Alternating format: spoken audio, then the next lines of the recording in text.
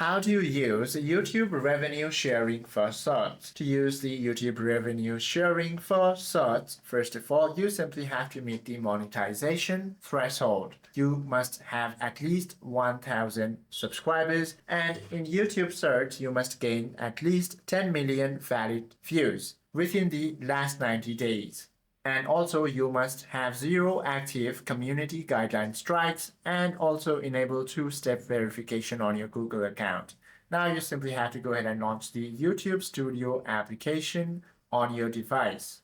Once you open it, all you have to do is now go ahead and click on the orange tab from the left side navigation menu on your desktop. Then click the card labeled Short Feed Ad. Once you tap on this, all you have to do is now click the Get Started option and review the official digital term contracts. Then click Accept, and there you go. This is how you can use the YouTube revenue sharing for shorts. Hope this video helps you out a lot. If you have any questions or queries, do comment down below.